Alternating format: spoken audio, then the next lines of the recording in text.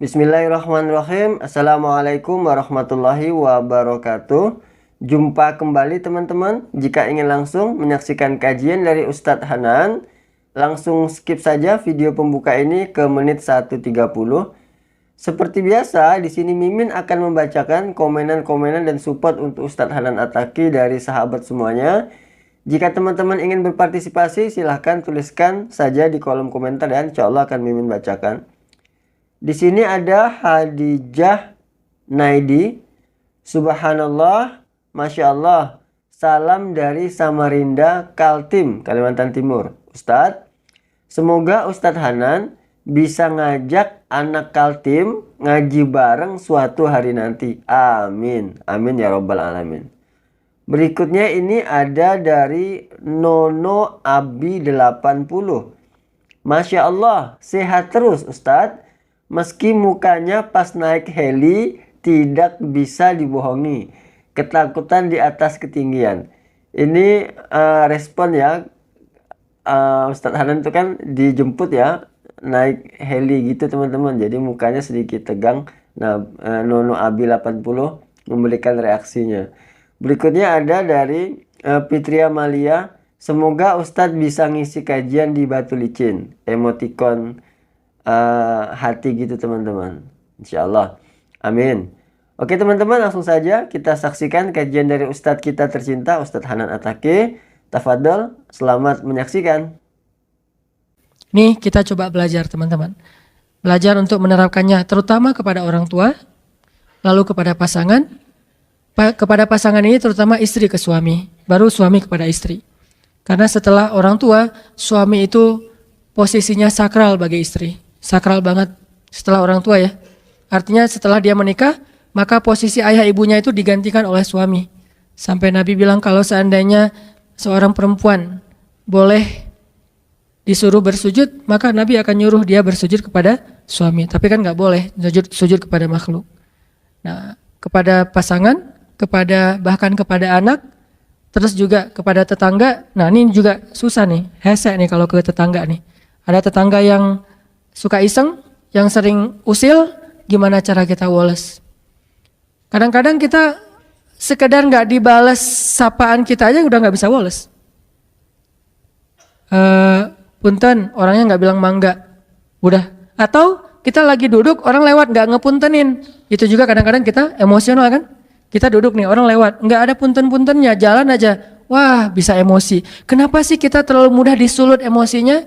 Dan ini akan membuat bukan hanya kita pribadi, bangsa kita itu susah banget untuk bisa damai karena masalah kecil aja kita tersulut. Hanya masalah di jalan, hanya masalah dengan teman, hanya dengan masalah dengan mantan, tersulut. Tapi emang susah sih kalau mantan, apalagi mantan yang tidak punya hati ya. Nah, kita sekarang coba baca nih ayat tentang woles di dalam Al-Quran ya. Coba teman-teman buka surat 33 Al-Ahzab ayat 22. Surat 33 Al-Ahzab ayat 22.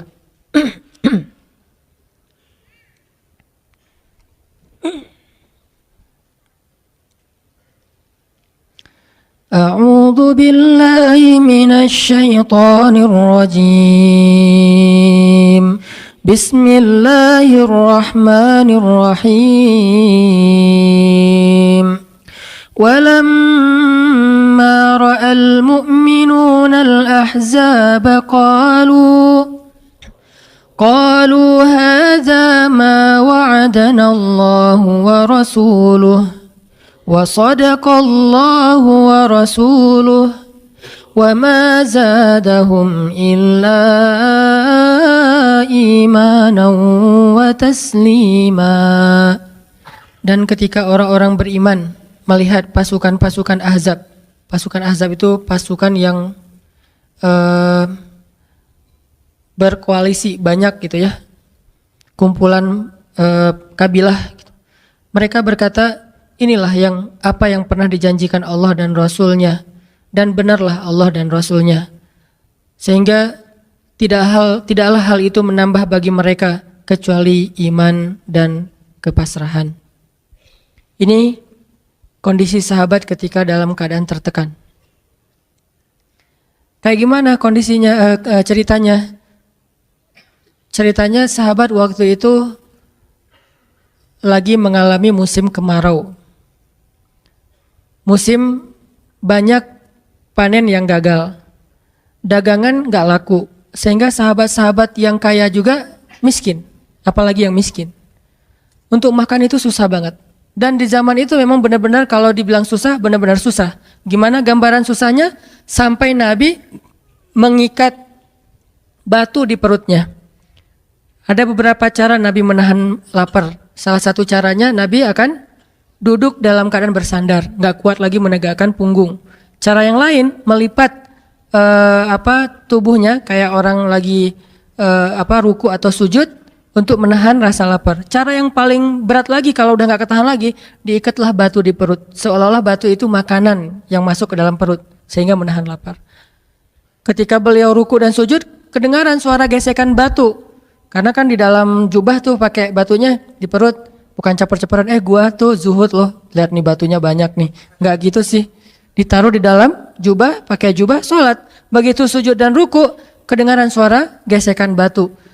Terus Aisyah nanya, ini suara apa dipegang sama Aisyah? Pas dilihat sama Aisyah, Aisyah nangis. Kayak gimana Nabi gak pernah komplain, gak pernah ngeluh, padahal selapar itu. Dan beliau gak pengen istrinya tahu kalau beliau tuh lapar banget, membuat istrinya sedih. Sehingga ditutup dengan jubah. Begitu istrinya maksain pengen cari tahu, ada apa sih Rasul? Udah gak apa-apa. Dipaksain, nangis Aisyah. Ya Allah, betapa dosanya saya membiarkan suami saya kelaparan kayak gini. Tapi mau masak apa? Gak ada apa-apa di dapur. Nih, Nabi nih. Jadi benar-benar dalam kondisi lapar, haus, susah, nggak ada apapun. Tiba-tiba ada berita orang-orang kabilah Arab berkumpul dengan banyak kabilah pengen nyerang kota Madinah. Dibantu sama orang-orang Yahudi yang di dekat kota Madinah. Ini ujian yang luar biasa. Kayak di Palestina, di Gaza, dapat berita bahwa Israel akan melancarkan serangan udara dan darat kayak dulu sekitar 2010 serangan di bulan Ramadan selama 50 hari itu. Itu kan ancaman yang luar biasa. Kita nonton di TV aja kayaknya jantung kita gimana gitu. Gimana yang ngalamin coba. Mereka tidur malam hari itu mungkin tidur terakhir buat mereka, setelah itu nggak akan bangun-bangun lagi. Dan nggak tahu juga mungkin apartemen mereka yang akan runtuh. Ketika tidur itu udah saling maaf-maafan, ini mungkin malam terakhir kita bareng-bareng, setelah ini kita insya Allah bertemu di surga. Benar-benar ancaman yang luar biasa. Ditambah lagi dari dalam kota, banyak orang-orang munafik ngegembosin, memprovokasi. Selalu kayak gitu kondisi kaum muslimin, dimanapun kayak gitu. Ada aja orang dalam yang memanfaatkan situasi kaum muslimin dalam keadaan tegang, mereka malah merusak suasana. Ini kondisi ketika walamma ra'al mu'minun al-ahzab. Ketika mereka melihat pasukan musuh yang sangat banyak mengelilingi kota Madinah, dan kalau musuh itu masuk ke dalam kota Madinah, nggak akan memberikan ampun, habis semuanya. Karena musuh-musuh itu kalau masuk suatu kota, mereka akan menghancurkan rumah, membakarnya, merusak ladang, dan mengambil harta-harta, bahkan sampai anak kecil juga nggak diampuni. Itu kan yang terjadi di Suriah dan di Palestina. Sampai anak kecil juga nggak diampuni. Salah apa anak kecil kayak yang terakhir serangan di Idlib kemarin nih, rumah bersalin diserang. Memang orang bersalin salahnya apa? Memang orang bersalin mau nembak-nembakan gitu. Tapi kayak gitulah sifat dari musuh, ahzab. Pasukan-pasukan koalisi dari berbagai macam kabilah. Kalau sekarang negara, itu kan ujian yang luar biasa nih. Tapi apa yang dirasakan oleh orang-orang yang beriman? Qalu hadza ma wa'adana Allah wa rasuluh. Mereka malah bilang, ini nih yang dulu dijanjikan Allah dan Rasul. Kalau orang Suriah bilang, ini nih yang disebutin di dalam hadis Nabi. Bahwa nanti ketika terjadi huru-hara akhir zaman, iman adanya di Syam. Iman adanya di Syam. Syam itu yang mana? Suriah, Yordania, Palestina, sebagian kecil dari Turki, Lebanon. Iman adanya di Syam, pusatnya di Suriah.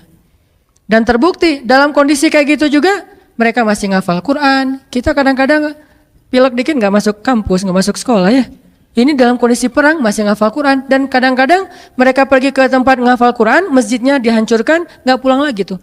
Yang lebih berat bukan anaknya, orang tuanya melepaskan anaknya dalam kondisi perang, pergi ke masjid untuk ngafal Quran, di mana masjid itu banyak banget jadi target serangan bom udara. Itu kan orang tuanya luar biasa tuh perasaan mentalnya, bisa melepaskan anaknya ke masjid. Saya aja ngelepasin anak ke pesantren itu nggak tega. Duh, Berapa lama tuh baru bisa dikunjungin? Sebulan sekali Babah, kata anak-anak. Wah, sebulan sekali. Nggak jadi deh, nggak usah pesantren, mending di rumah aja. Nggak tega gitu teh. Gimana melepaskan anaknya ke masjid yang mungkin akan diserang setiap saat, kapan aja. Ini iman.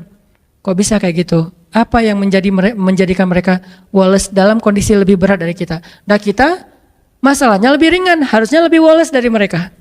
Jadi makin ditekan, makin yakin sama Allah.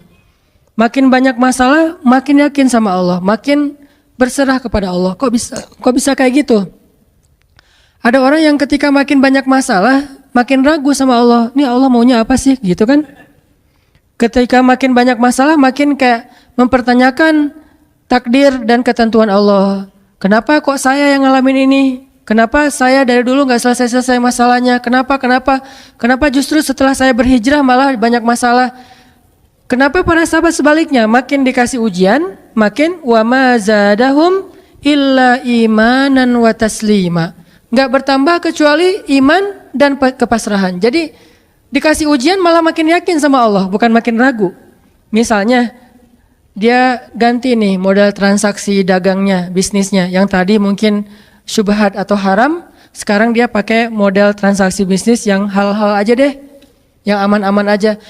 Gara-gara transaksi yang halal malah banyak masalah. Masih mending kalau masalahnya cuman berkurang income-nya. Ini malah ditipu orang lah, rugi segala macam.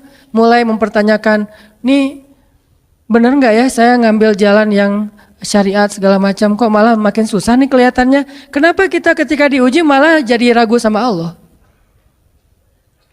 Kenapa saya katanya kalau misalnya saya jujur, saya akan dapat kebaikan. Ini gara-gara jujur malah nggak lulus. Ya mungkin nggak belajar tapi jujur. Yang satu lagi yang nggak jujur malah nilainya bagus mungkin. Misalnya nggak belajar tapi dia dusta. Kenapa para sahabat ketika diuji malah makin yakin sama Allah? Malah makin pasrah kepada Allah. Karena mereka pegang janji Allah. Itu salah satu tipsnya. Kalau kita pengen tetap woles pas menghadapi kesulitan, pegang janji Allah. Makin kita kuat pegang janji Allah, diuji, kita makin pasrah sama Allah. Ya Allah, saya akan yakin sama Engkau memegang janjimu. Ketika diuji, saya berharapnya balasan dari Allah, pertolongan dari Allah. Kayak yang pernah saya sampaikan dulu, kalau kita dapat musibah, yakinlah kepada janji Allah. Siapa yang membaca doa yang diajarkan Nabi, nanti Allah akan ngasih ganti yang lebih baik gitu kan ya. Allahumma ajurni fi musibati wa khluf li khairam minha. Ya Allah, beri saya pahala dalam musibah ini, beri saya ganti yang lebih baik darinya. Kalau kita pegang banget dengan janji Allah lewat doa ini, kita ketika dapat musibah setidaknya nggak akan panik habis-habisan. Nggak akan putus asa dalam menunggu pertolongan Allah. Setidaknya kalau nggak bisa woles-woles amat, nggak bisa tenang-tenang amat, minimal nggak panik habis berlebihan. Kalau musibahnya musibah kematian, nggak bikin kita meratapi kematian. Kenapa? Kita pegang janji Allah SWT. Makanya kan ada cerita seorang ayah yang diberi musibah dengan wafat 2 orang anaknya. Anak laki-laki pertama meninggal. Dia bilang innalillahi wa inna ilaihi rajiun. Anak laki-laki kedua meninggal, dia bilang innalillahi wa inna ilaihi rajiun. Semua ini milik Allah. Allah yang memberi, Allah juga yang mengambil kembali. Suka-suka Allah, pasrah gitu. Nerima, ridho dalam bahasa agama. Bukan ikhlas ya. Kalau ikhlas itu dalam bab ibadah. Kalau dalam bab takdir namanya ridho. Raditu billahi robba. Saya ridho deh dengan ketentuan Allah, itu namanya ridho. Bukan yang ikhlas ya. Ikhlas apaan? Orang nggak lagi ibadah kan? Lagi ada musibah. Jadi bukan yang ikhlas ya, bukan. Tapi yang ridho ya. Kalau mau lebih tepat nih. Tapi nggak apa-apa deh. Pakai bahasa kita aja. Tapi kalau mau lebih tepat maknanya yang ridho ya, sing ridho ya gitu. Bukan sing ikhlas. Karena ikhlas itu ibadah ritual. Nah, dia ridho tuh. Innalillahi wa inna ilaihi rajiun. Innalillahi wa inna ilaihi rajiun. Yang ketiga meninggal juga. Dan dia mulai agak ragu nih. Kok gini-gini amat ya? Suatu malam dia bermimpi 2 anaknya itu dalam mimpi itu ayah ini mau jatuh ke sebuah jurang yang di bawahnya api, kayak api neraka gitu. ditarik sama dua anaknya, cuman nggak kuat. Kata mereka, seandainya adik ada di sini pasti bisa narik nih, bisa nyelamatin ayah. Kalau adik ada di situ, kenapa cuma dua yang nolong? Karena dua itu yang dia ridho, yang satu lagi nggak ridho. Akhirnya cuma dua orang yang bisa nolong dia di akhirat. Bangun dari mimpi dia sadar, oh ternyata justru Allah pengen nolong dia di akhirat dengan musibah itu. Dan buat anaknya juga kebaikan nanti di akhirat masuk surga. Akhirnya dia bilang innalillah wa inna ilaihi rajiun, astaghfirullahalazim. Hidup kadang kayak gitu. Ketika kita pegang janji Allah, ada sesuatu yang kita tunggu di dalam kesulitan hidup kita, sehingga buat kita selalu punya harapan. Tapi kalau kita nggak pegang janji Allah, kita nggak nunggu apa-apa kecuali mengeluhkan keadaan kita, dan itu bikin kita lemah. Ditolak yang pertama, innalillah wa inna ilaihi rajiun. Ya Allah beri saya yang lebih baik darinya. Nemu nih, ditolak lagi. Lebih cantik tapi nolak juga, kan lebih sakit ya. Lebih cantik ditolak lebih sakit. Ya Allah beri yang lebih baik lagi. Makin lama makin di puncaknya rasa sakit yang udah nggak tahan, diterima. Nih happy ending nih. Ada nggak ya yang kayak gitu ya? Kalau jarang ada, berarti belum mempraktekkan jurus ini nih. Kalau pengen kayak gitu, coba tes deh. Cuman kalau ngetes Allah, Allah tahu sih ya. Coba deh praktekin, bukan ngetes, praktekin. Nanti pasti kita akan ngelihat hasil yang luar biasa. Jadi pegang janji Allah. Saya kalau nggak selalu sih, kadang-kadang nih. Terutama hal-hal yang masih mampu. Ada musibah kecil, langsung berpegangan pada janji Allah. Nah, ntar Allah ganti yang lebih baik. Tapi itu harus dengan bahasa hati ya, bukan dengan lisan doang nih. Wa khluf li khairam minha. Hati nggak percaya. Allah kan bermuamalah, berakad dengan kita lewat hati itu teman-teman. Allah nggak berakad dengan kita lewat lisan doang. Makanya niat itu kan sesuatu yang terbersih di dalam hati. Walaupun dalam prakteknya ada mazhab yang mengucapkan, ada mazhab yang tidak mengucapkan. Yang jelas secara definisinya terbersih di dalam hati. Innamal a'malu binniyat.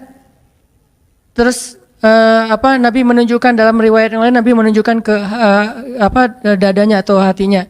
Artinya Allah berakad dengan kita itu dengan hati. Jadi kita kalau mau ditolong Allah, katakan kalimat itu dengan benar-benar yakin di hati kita. Wa khluf li khairam minha. Emang yakin saya Allah bisa ganti nih. Yakin. Gimana caranya? Itu bukan bagian kita, itu bagian Allah. Bagian kita berharap, bagian Allah memberikan cara. Jangan sampai kita mengambil bagian Allah. Pasti kita akan kebingungan. Orang kita bukan Tuhan. Mengambil bagian Allah apa? Harus jelas caranya. Kalau nggak jelas nggak percaya. Terlalu logis. Akhirnya nggak lagi ada ruang untuk kita berharap kepada sesuatu. Jangan ngambil bagian Allah. Gimana caranya? Ya terserah Allah. Yang penting saya berharap Allah ganti yang lebih baik. Ikhtiar, urusan kewajiban kita kepada Allah. Bukan cara itu teh. Kewajiban kita kepada Allah. Ikhtiar itu dalam agama kayak ibadah. Sholat, puasa, zakat. Bukan jalan untuk menemukan suatu kebaikan. Karena Allah yang menentukan. Kadang-kadang kita ikhtiar ini jalannya dari yang lain. Kita ngejar, ternyata dapatnya justru yang kita sering pakai curhat. Kan beda-beda kan cara Allah ya. Kita ngejar, gak berhasil, curhat lagi ke teman kita di sebelah. Ternyata dia, bukan dia yang jadi sama dia, kita jadi sama dia gitu maksudnya. Ini artinya emang Allah yang punya cara. Asbab, subul. Walladzina jahadu fina lanahdiyannahum subulana. Orang yang bersungguh-sungguh di jalan kami yang akan tunjukkan kepada cara-cara menuju kepada kebaikan. Subul, bukan cuma satu. Kalau satu sabil, ini berarti Allah yang punya cara. Ya Allah, beri saya ganti yang lebih baik. Saya yakin banget nih. Kata teman kita, caranya gimana? Kayaknya mustahil deh. Allah punya cara. Allah bisa mendatangkan sesuatu dengan cara-cara yang kita mengerti, ilmiah, logis. Bisa yang dengan cara yang kita nggak ngerti, nggak ilmiah, nggak logis. Bisa juga dengan sebalik dari apa yang kita ngerti. Kita ngertinya gini, Allah bikin yang sebaliknya. Allah punya banyak cara. Contoh, Allah mendatangkan kita, melahirkan manusia itu dari pasangan ayah dan ibu. Ilmiah, logis, bisa dijelaskan secara keilmuan. Tapi Allah juga bisa mendatangkan seorang anak tanpa ayah seperti Isa dari rahimnya Siti Maryam yang suci. Atau bisa juga mendatangkan seekor onta bukan dari induknya tapi keluar dari batu seperti ontanya Nabi Solih. Allah bisa mendatangkan segala sesuatu dari cara-cara yang yahtasib au la yahtasib. Yang kita mengerti atau kita tidak mengerti. Makanya Allah mengatakan wa yarzuqhu min haitsu la yahtasib. Allah kasih rezeki dari jalan haitsu la yahtasib, yang enggak pernah kalian duga. Berarti kalau masih keduga, bukan itu jalannya. Bisa sih kayaknya jalan ini, bukan itu. Bisa sih ini, bukan itu. Terus jalannya apa? Yakin, itulah jalannya. Allah yang akan mendatangkan dengan surprise. Kayaknya surprise itu lebih seru sih. Dan surprise Allah itu emang pasti. Kalau surprise teman kita pas kita ulang tahun, kenapa ya hari ini kok biasa-biasa aja ya, nggak ada yang ngucapin, nggak ada yang ngasih hadiah misalnya ya. Kita masih berharap, mungkin mereka pengen ngasih surprise. Nanti malam-malam tiba-tiba saya masuk ke rumah, saya buka pintu rumah saya, tiba-tiba orang udah ngumpul semua di dalam rumah, terus ngasih surprise happy birthday gitu, balon segala macam, gitu-gitu deh. Bisa. Tapi apakah itu terjadi? Belum tentu. Pas kita pulang ke rumah udah siap-siap gitu. Gua mah nggak akan kaget lah, yang gitu-gitu pasti udah disiapin. Buka pintu, ngelihat ke dalam, jalan pelan-pelan, nyalain lampu, kosong, nggak ada siapa-siapa. Manusia bisa gitu banget kan? Teman kita atau pasangan kita berpikir pasti dia ingat lah, nggak mungkin dia nggak ingat hari jadian kita atau hari putus kita terus jadian lagi atau hari lahir lah minimal, pasti dia ingat. Tapi belum tentu dia bisa ngasih kita surprise seperti yang kita harapin. Kalaupun dia ngasih surprise, kadang-kadang kado atau hadiahnya itu nggak seperti yang kita harapin, biasa-biasa aja ternyata. Mungkin dia lagi nipis keuangannya, nggak punya modal apa-apa, ya udah ngasih apa yang ada aja, pulpen, permen. Nah, Allah nggak gitu. Allah kalau ngasih surprise itu benar-benar ngasih dan buat kita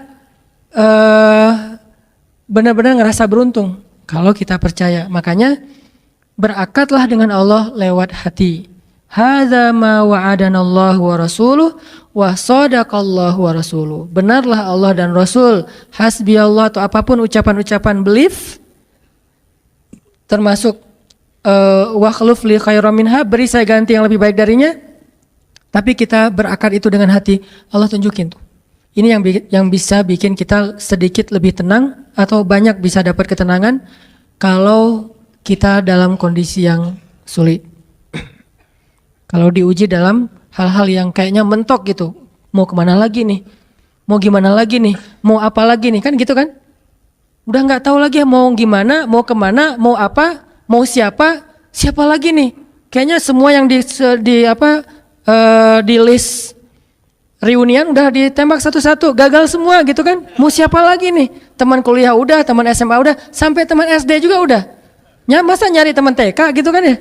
Nyari semua nolak, ke siapa lagi? Allah yang punya siapanya. Kadang-kadang siapanya Allah itu kita nggak pernah ngeduga. Yang kita nggak pernah mau ke situ karena berpikir nggak mungkin deh kalau itu mah. Justru kita nggak ngedatangin dia karena kita nggak percaya mungkin. Tapi buat Allah apa sih yang nggak mungkin? Julaibib dengan kondisi rakyat jelata banget ketemu seorang cewek yang selebgram banget, bisa aja tuh. Apalagi kita yang insya Allah nggak Julaibib amat lah ya. Masih kerenan dikit lah. Walaupun mungkin solehnya pasti jauh dengan Julaibib. Tapi secara fisik ya kita bukan budak.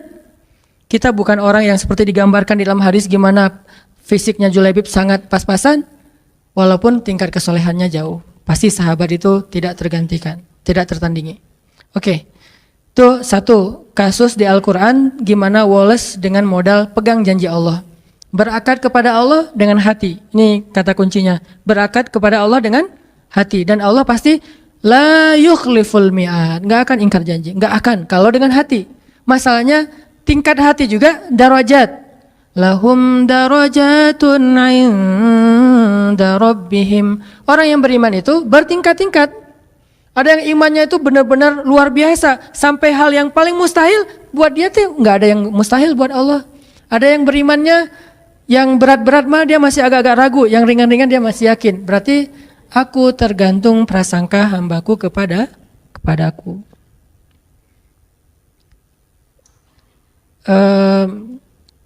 Ada tingkat keimanan kayak Ibrahim. Mungkin kita nggak seperti Ibrahim, sehingga kita nggak bisa nyoba. Saya coba bakar deh. Hasbiyallahu wa ni'mal wakil, nyalain korek api, kebakar pasti itu mah. Karena kita belum seiman Ibrahim. Di sini kan keukurnya keimanan kita. Nggak usah dipancing-pancing lah, nyari aja sendiri. Dan Ibrahim juga nggak sekaligus sampai ke level itu teman-teman. Ibrahim sampai ke level itu butuh proses. Salah satu prosesnya direkam di surat Al-Baqarah. Wa idh qala Ibrahimu rabbi arini kaifa tuhyil mauta. Qala awalam tu'min qala bala walakin liyatma'inna qalbi. Ketika Ibrahim berkata, "Ya Allah, gimana cara engkau menghidupkan yang mati?" Kata Allah, "Emangnya kamu enggak percaya Ibrahim?" Kata Ibrahim, "Percaya Allah, bala, percaya, maaf.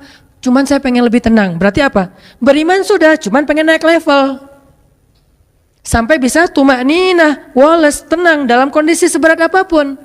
Ini tingkat imannya Ibrahim. Satu lagi kisah di Al-Quran tentang wallace kayak gini. Coba buka Ali Imran ayat 173. Surat Ali Imran ayat 173. Bismillahirrahmanirrahim. الذين قال لهم الناس إن الناس قد جمعوا لكم فاخشوهم فزادهم إيمانا وقالوا حسبنا الله ونعم الوكيل فانقلبوا بنعمة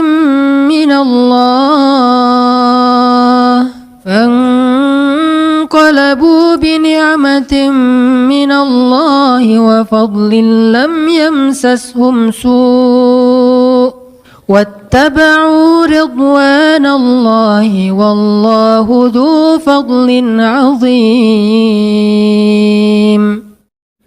Orang-orang yang ketika dikatakan kepada mereka, sesungguhnya musuh-musuh telah berkumpul untuk menyerang kalian, maka takutlah kalian. Lalu bertambahlah bagi mereka keimanan, dan mereka berkata, cukuplah bagi kami Allah, dan Dia sebaik-baik penjaga. Maka mereka pun kembali dengan membawa nikmat dari Allah dan karunia-Nya. Tidak ditimpa suatu kesusahan pun. Mereka mengikuti ridho Allah, dan Allah yang memiliki segala karunia yang amat besar. Ini kasusnya perang juga, cuman beda. Kalau tadi itu perang Ahzab, kalau ini perang Uhud. Kita tahu musibah dalam perang Uhud. Dalam kondisi para sahabat habis terpukul dengan kejadian mereka dihabisin di padang Uhud, sampai Nabi tembus raham beliau, sampai ada beberapa sahabat senior dan tokoh banget meninggal syahid dalam perang Uhud. Banyak para sahabat itu yang kena anak panah belum dicabut, cuma dipatahin doang. Banyak yang kesayat-sayat sampai Ummu Umarah, seorang perempuan yang melindungi Nabi itu, ada 20 bekas sayatan pedang di tubuhnya. Jadi dibacok itu 20 bekas bacokan di tubuhnya. Semua sahabat itu luka parah. Semua luka parah. Ada yang matanya buta, ada yang lagi sakarat, lagi udah koma, udah parah banget. Dalam kondisi terluka-luka, berdarah-darah di sebuah daerah namanya Hamra'ul Asad. Nama daerahnya Hamra'ul Asad. Apa itu Hamra'ul Asad? Singa berdarah. Jadi nama daerahnya juga pas dengan kondisi itu. Kaum muslimin seperti singa yang habis diserang oleh hyena, dikeroyok, berdarah-darah, luka-luka, menganga gitu. Dalam keadaan lemah yang luar biasa, mereka berada di Hamra'ul Asad. Tiba-tiba Nabi mengatakan, wahai kaum muslimin, mari kita kejar musuh. Coba, Nabi itu baru selesai diperban, dalam keadaan luka parah, sahabat juga masih ada yang patah kakinya, patah tangannya, puntung tangannya, ada yang kena luka di perutnya, segala macam. Kata Nabi, mari kita kejar musuh. Jangan sampai membiarkan mereka ngerasa euforia udah dapat kemenangan. Sahabat dalam kondisi kayak gitu tuh gak beralasan, ya Rasul, lain kali aja deh, masih banyak hari-hari yang lain, kita pulihkan dulu. Enggak. Rasul juga sakit, kita mah kasihan sama Rasul sih sebetulnya. Enggak, modus ya. Nah, hashtag modus mah cuma ada di kita, di zaman mereka tuh gak ada modus-modusan. Karena modus pasti masuknya golongan munafikun di zaman itu. Kalau kita kan modus, memang kita juga suka ngemodus kan. Modus perhatian, modus bangunin tahajud, gitu-gitu kan. Kalau itu nggak ngomong ya Rasul kita mah siap, cuman kasihan nih Rasulullah juga berdarah-darah, masa mau kita ntar daripada Rasulullah celaka atau terjadi apa-apa, udah deh Rasulullah kita istirahat dulu. Enggak, langsung berdiri semuanya. Nggak sanggup berdiri karena kakinya patah, dia duduk. Nggak sanggup berjalan, dia merangkak. Akhirnya pada jalan ngejar dalam kondisi luka-luka parah. Ini kayak singa mau balas musuhnya lagi berdarah-darah. Hamraul Asad, singa berdarah merah, berdarah merah gitu. Akhirnya dalam kondisi sedang semangat-semangatnya, tiba-tiba orang munafik datang lagi nih. Selalu kayak gitu. Mereka selalu bikin masalah ketika kaum muslimin lagi ada masalah dipersulit sama mereka. Kata mereka, Innan nas qad jama'u lakum fakhshawhum. Musuh itu sekarang jama'u, lebih kuat lagi, ditambah lagi pasukannya, datang yang baru-baru lagi, lebih kuat daripada yang kemarin. Kemarin aja kalian udah hampir kalah, apalagi yang ini. Fakhshawhum, udah nggak usah cari masalah, pulang aja, kata orang munafik. Apa kata kaum muslimin? Hasbunallah wa ni'mal wakil. Cukup buat kami Allah. Kalau mereka punya banyak pasukan, kalau kami punya Allah. Mereka punya rencana jahat, kami punya yang maha merencanakan alam semesta. Mereka punya senjata canggih, kami punya doa. Hasbunallah wa ni'mal wakil. Cukup buat kami Allah, sebaik-baik penjaga. Makin nambah yakinnya sama Allah. Ini luar biasa. Jalan lagi, makin gagah gitu jalannya. Ketika musuh melihat mereka dari kejauhan, makin gagah. Walaupun terluka-luka parah, tapi kayaknya ini motivasinya lebih kuat daripada yang pertama. Musuh gentar, akhirnya musuh lari. Bisa dibilang perang Uhud itu 2-1, menang, cuman kebobolan. Yang lain menangnya telak, kalau ini kebobolan tadi sedikit. Buktinya apa? Musuh lari, nggak berani lagi berhadapan kaum muslimin ketika adegan kedua, karena ngelihat wajah-wajah kaum muslimin itu udah siap mati semua. Kalau tadi kan belum terlalu siap nih, ngelihat banyak harta rampasan perang. Kalau sekarang emang datang buat mati, bukan buat hidup, bukan buat kembali dalam keadaan selamat. Pengen mati aja udah. Namanya juga dalam peperangan ini pakainya logika prajurit ya, jangan pakai logika sipil. Ngapain sih gitu-gitu amat, namanya peperangan. Dan di situ ada heroisme gitu. Kita kalau nonton film Hollywood tentang gitu-gitu kan selalu respect. Kenapa ke para sahabat nggak respect? Kan sama aja logikanya, logika perang. Siapa yang paling pemberani berarti keren di situ teh. Akhirnya musuh lari, pulanglah mereka. Fanqalabu bini'matin minallah, pulang dengan membawa nikmat dari Allah, harta rampasan perang, wa fadlin, dan anugerah dari Allah berupa pahala, ridho dari Allah. Lam yamsashum su, tidak ada satupun luka yang menggores di tubuh mereka, dan Allah ya yang memiliki segala kebaikan. Kenapa bisa endingnya itu hebat, menang, berhasil? Karena mereka bilang hasbunallah. Jadi pelajarannya apa di sini biar kita walas? Ketika kita tidak lagi berharap kepada siapapun kecuali Allah, saat itulah kita makin kuat. Ketika kita punya banyak harapan kepada makhluk, saat itulah kita lemah. Terus kalau gitu nggak boleh kerjasama dengan makhluk? Nggak, ini bab ikhtiar. Bedakan bab ini berdua. Bab tawakal, bab ridho, bab thiqah, bab istislam dengan bab ikhtiar. Ini dua bab yang berbeda. Bab ikhtiar, bab zahir, bab tawakal, bab batin. Yang kita omongin sekarang urusan batin. Zahirnya mah kita boleh berjabat tangan bahkan dengan orang kafir sekalipun. Transaksi muamalah duniawi mah kita dengan siapa aja, nggak harus dengan muslim doang. Tapi bab batin, bab yakin kepada Allah. Jadi yang kita omongin bab yakin kepada Allah. As-siqah billah. Ketika yakin kita mendua dari Allah kepada makhluk, saat itu kita lemah. Mentiga, mengempat, menglima, dan seterusnya. Makin banyak makhluk yang kita harapin dari dia, makin kita lemah. Makin sedikit makhluk, makin kita kuat. Makin tidak ada siapapun kecuali Allah. Hasbunallah, itulah puncak dari kekuatan kita. Dalam keadaan hamraul asad, berdarah-darah pun bisa mengalahkan musuh. Bukan sehat itu, berdarah-darah. Apa kekuatannya? Apakah fisik? Bukan. Senjata? Enggak. Strategi? Ini malah kayak bisa dibilang nekat ini. Enggak pakai strategi lagi. Terus apa? As-siqah billah, hasbiyallah, hasbunallah.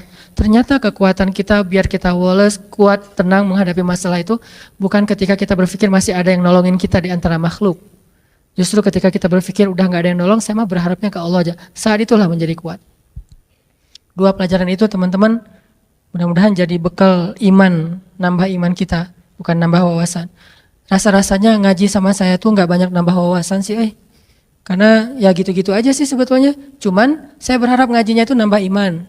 Kalau mau nambah wawasan, teman-teman bisa belajar ke banyak ulama yang lebih Fakih yang lebih banyak ilmunya dari saya, ada banyak ustadz yang seperti saya pernah rekomendasi, ada Ustadz Adi Hidayat, ada Ustadz Abdus Somad dengan latar belakang berbeda-beda, ada Muhammadiyah, ada NU, tapi bijak dalam menyikapi perbedaan. Mereka lebih fakih dari saya, tapi saya berharap kita di sini ngebooster iman kita.